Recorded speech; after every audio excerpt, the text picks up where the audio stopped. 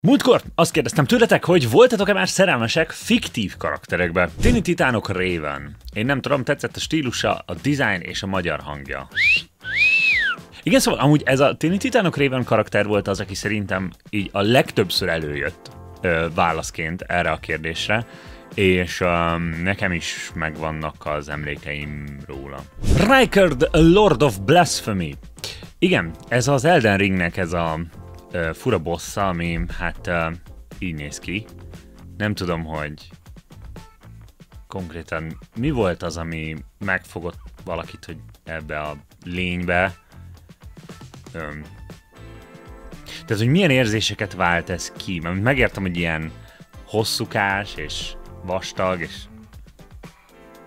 nem tudom. Walter. Igen, mondjuk a Mike Ehrmantraut a legjobb példa arra, hogy egy karakternek a személyisége. Abszolút megértem. Lara Croft. Nyilván. Csúcsos poligoroktól kezdve Angelina Jolien keresztül Alicia Vikanderen át a mai napig. Abszolút megértem. De persze azon kívül, hogy csak felsorolnánk ezeket, arra is kíváncsi voltam, hogy mit gondoltok erről a jelenségről, úgyhogy a mai videóban az Unibet támogatásával a MAKT következő részében egy kicsit ezt az egész ilyen fiktív karakterekkel való érzések, crushok, szerelmek kérdését fogjuk kicsit körüljárni. Sziasztok, én Dani vagyok, vágjunk is bele!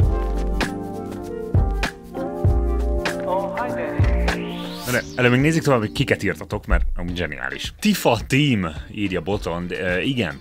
Tifa Lockhart szerintem elég sokak számára egy ilyen karakter, és ami nem utolsó sorban, nyilván volt a játék, de én mondjuk ezt vallom, hogy szerintem amúgy a Final Fantasy 7 akkor még nem jutott el sokunkhoz, amikor az annó nagy volt.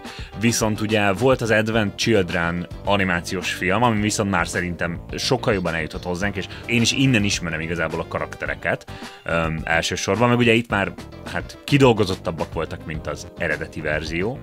És aztán most van az új remake, ami hát fogalmazunk úgy, hogy szerintem annak tudatában készült, vagy legalábbis a karaktermodellek annak tudatában készültek, hogy milyen érzéseket tápláltak a karakterek felé annó az emberek. Kósa Bence Ferenc írja beléd. Mármint azt ugye tudjátok, hogy én amúgy nem vagyok fiktív karakter. Mármint, hogy vagy de. Lehet, hogy van egy színész, aki eljátsza a Büki Danit? És ez az egész csak egy karakter. És igazából úgy hívnak, hogy Csigér Alex. Csak a saját nevemmel nem csinálhattam YouTube csatornát, mert már van ilyen. Vegeta. Konkrétan rá kellett keresnem, hogy tényleg Vegetának hívják? Nem, miért emlék nekem az, hogy Vegeta? És aztán rájöttem, hogy az eredeti Dragon Ballban, amikor angolra írták át a karakterek neveit, akkor Vegeta volt, de gondolom, amikor behozták Magyarországra, akkor rájöttek, hogy lehet, hogy nem lenne jó azt a nevet adni a karakteré, hogy Vegeta, mert mindenki másra asszociálna, úgyhogy ezért Vegeta lett a neve.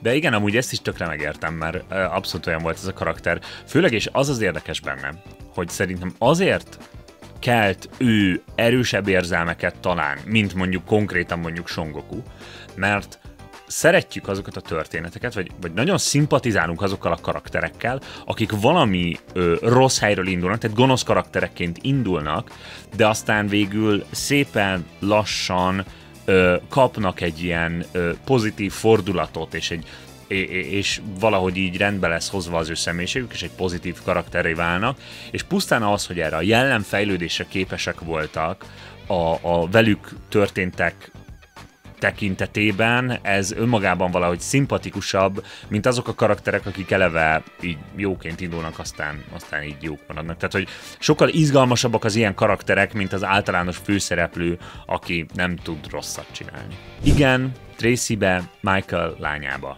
Én tényleg így nem értem, hogy ki az, aki végigjátsza a GTA 5-öt, és a Michael lánya az pozitív érzéseket kelt benne.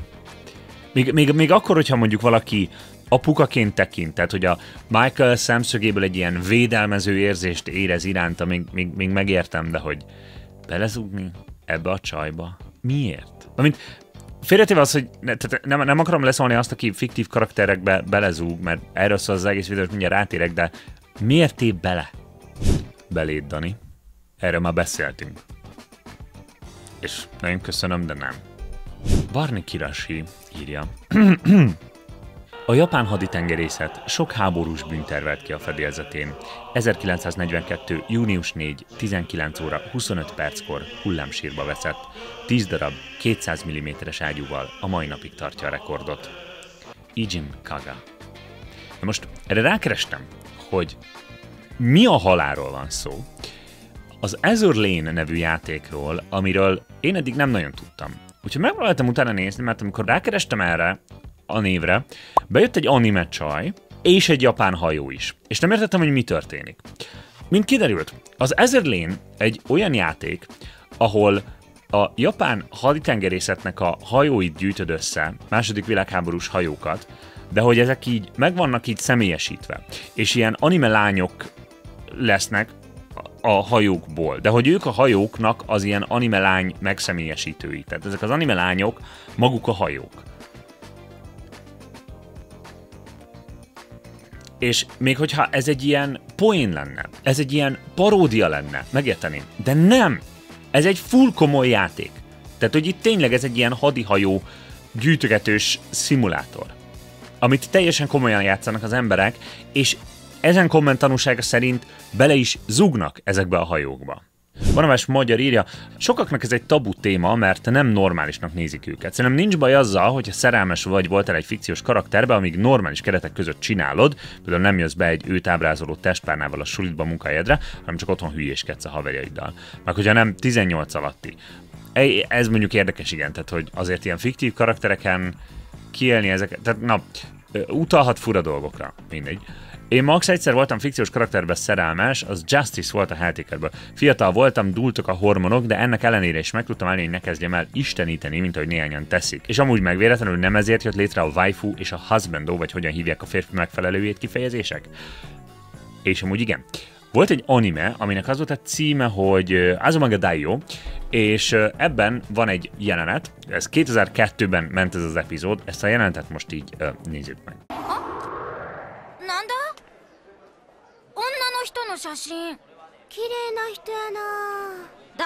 My wife. De igen, ebben a jelenetben láthattunk egy tanárt meg diákokat, nyilván ez is ilyen iskolai anime. Amúgy maga az anime sose lett ilyen nagyon népszerű, tehát hogy sose volt a legnépszerűbb animék közé sorolva, viszont ez a jelenet annyira kultikus volt, hogy ha hiszed, ha nem, ebből a jelenetből jön a waifu kifejezés. Ez volt az, ami népszerűvé tette. Bocsánat, nem az, hogy népszerűvé tette, hanem ami elindította, népszerűvé még évekkel később lett. A sztori, hogy ezek a lányok megtalálnak egy képet, és kíváncsiak, hogy úristen ki lehet ez, és akkor a furának tűnő tanárról kiderül, hogy ez a szép nő a felesége, és ezért mondja azt, hogy my waifu, ami ugye elég érdekes, mert Japánban van többféle kifejezés a feleségre, élettárs, pár, stb., de valamilyen bizonyosokból vannak, akik inkább ezt az ilyen angol kifejezésnek a japánosítását akarják használni, mert az valami más jelentéseket visz. Ezért mondja ő azt, hogy My waifu. és igen, innen ered ez a waifu kifejezés, és vették át az anime rajongók azzá, hogy amikor szerelmesek egy ilyen fiktív karakterbe. Tehát igen, ez a waifu, meg a my waifu konkrétan, tehát ezt általában így szoktak írni, hogy my waifu, my husbando, ezek olyan karakterek, akik az ilyen fiktív crushaid és szerelmeid.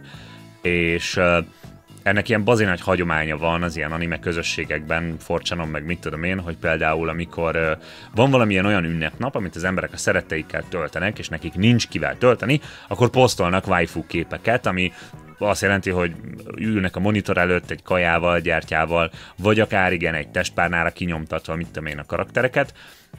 És hát ez az, ami ezt az egész waifu kultuszt és kultúrát kialakította. Szerintem most már sokkal többen használják poénból, de hogy ezt tényleg érteni kell, hogy a kifejezés hajnalán ez még tényleg egy ilyen nagyon ilyen egy szubkultúrának egy ilyen zárt szubkultúrája volt, akik így éreztek fiktív karakterek iránt, és ezt így meg akarták osztani másokkal, és ma már szerintem sokkal többen használják ilyen parodisztikusan, de hogy ne felejtsd el, hogy ez amúgy egy ilyen tök komoly helyről érkezett. Mr. Fox is írja, hogy fú, persze, hogy volt, szerintem pont azok a furák, akiknek nem. Néha olyan jól tudják megcsinálni a karaktereket, hogy az elképesztő. Én személy szerint Sakurában voltam a Narutóból. És igen, tehát, hogy vannak annyira kidolgozott fiktív karakterek, hogy egyszerűen szerelmesek leszünk beléjük. És ez amúgy teljesen normális. Az 50-es évekből jön egy kutatás, ami először beszélt a paraszociális kapcsolatokról a tömegmédia kapcsán, amikor már ugye egyre többen tudtuk fogyasztani ezeket a tömeggyártásra készített médiát, ahol és itt most fiktív karakterekről is beszélünk, meg nem fiktív karakterekről, tehát tévés műsorvezetőkről, vagy zenészekről, vagy ilyesmi, amikor sokszor találkozol ezekkel az emberekkel egy ilyen egyoldalú kapcsolatban, ahol te látod őt, te látod az ő interakcióit, te átéled vele együtt ezeket a nagyon intim és privát dolgokat, de az a másik fél nem éli át veled. Mert sokszor egy fiktív karakter, de hogy a színész sem éli át. Ezeket hívják paraszociális, tehát ami ilyen egyoldalúan társas kapcsolatoknak. A 80-as években pedig még tovább vitték ezt a kutatást, és azt figyelték meg, hogy a fiktív karakterek konkrétan tudnak egy ilyen kötődést is generálni, hiszen alapvetően meglátod az ő személyiségét, a viselkedését, az értékeket, és ugye a fiktív sztorik pontosan erről szólnak, hogy ezeket a fiktív karaktereket bemutassák, és bemutatják sokszor őket nagyon olyan privát helyzetekben, hogy egyszerűen ezeket az érzéseket nem csoda, hogyha felkeltik. Ez egy teljesen normális emberi reakció, hogy egy fiktív karakterre így reagálsz. És nagyon érdekes volt látni a kommentekben azt, hogy milyen sokan ilyen teljesen lenézően, hogy nem normális, aki ilyet csinál, mint én. Holott szerintem az egy ilyen nagyon durva tagadás, vagy egy ilyen elnyomása az érzéseidnek, mert szerintem teljesen normális, amíg az ember érti, hogy ez egy paraszociális kapcsolat, tehát hogy ez egy egyoldalú, nem az, hogy viszonzatlan, hanem hogy soha nem viszonozható kapcsolat. Például ugye itt van, hogy én nem, és sose értettem azt, aki igen, szerintem egy értelmes elme nem talál ki ilyen dolgokat. Most ugye az a helyzet, hogy az értelmes elme, tehát hogyha azt nézzük, hogy mondjuk az emberi agy milyen általánosságban, az emberi agy az egy társas lénynek az agya. Tehát, hogy mi társaságot akarunk keresni, mi mindenképpen közösségben létezünk, így alakult ki az evolúció során az agyunk. És keressük azt, hogy más emberek, akik ránk hasonlítanak, és hozzánk hasonlóan viselkednek, az ő társaságukat keressük.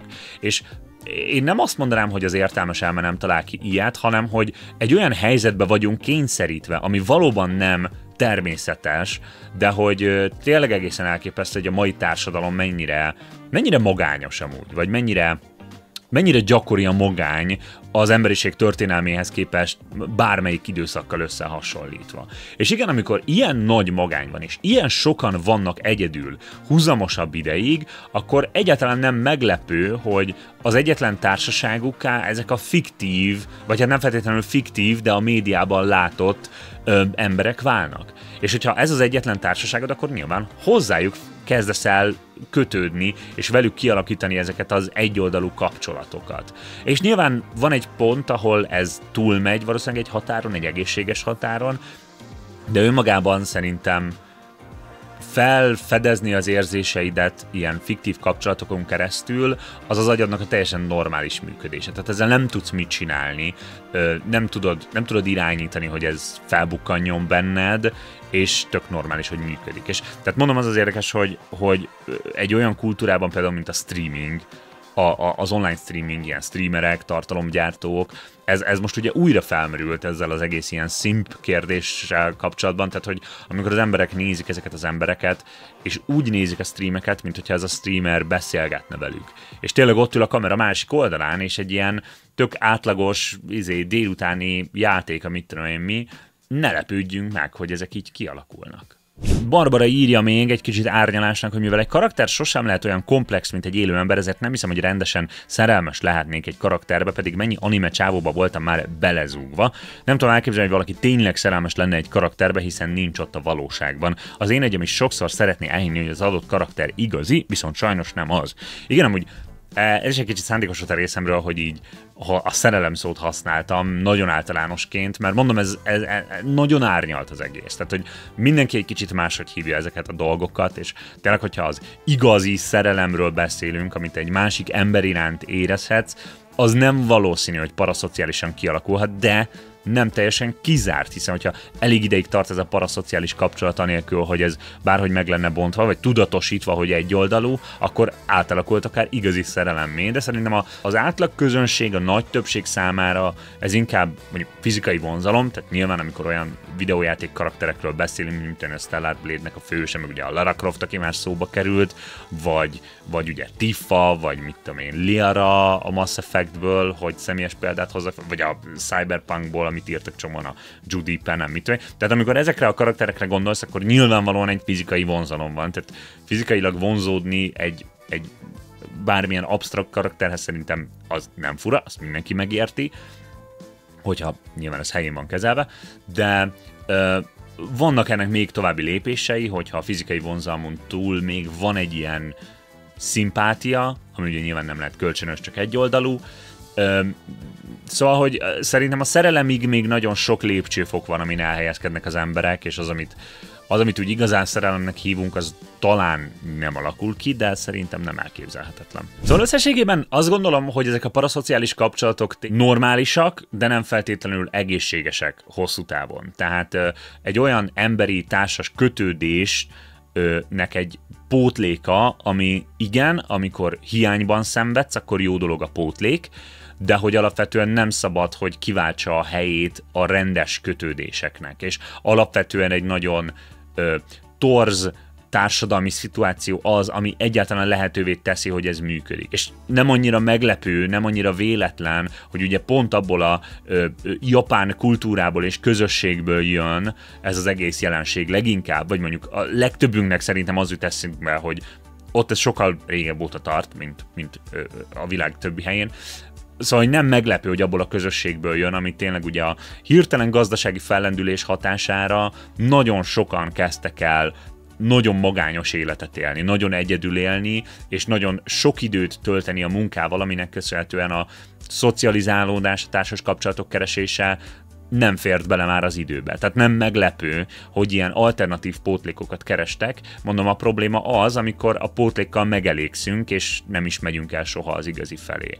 De nyilván azért azt is szeretném még így egészen apróságként megemlíteni a végére, hogy ez egyáltalán nem egy új keletű dolog. Tehát igen, most már sokkal gyakoribb és népszerűbb, de hogy paraszociális kapcsolatot ki lehet alakítani egy regénynek a főhősével is. Tehát azért ne legyenek illúzióink, hogy nem voltak paraszociális kapcsolatok az ősemberek között is, amikor arról volt szó. Tehát azért mondom, hogy ez egy teljesen egészséges társas igénynek egy mesterséges pótléka, amit az agyunk így kitalál és ráruház ilyen fiktív dolgokra. Szóval ez szerintem egészséges, de az, hogy mennyire elterjedt, az már talán nem. És a mostani videóban, meg majd a posztolt közösségi posztba arra keresem a válaszotokat, hogy mi számít csalásnak a játékokban. És igen, szándékosan ilyen nagyon általánosan fogalmazom meg a kérdést. Nyilván nem fogjuk feltalálni a spanyol viaszt, hogy a VH meg az aimbot csalásnak számít, de hogy kíváncsi vagyok az ilyen nagyon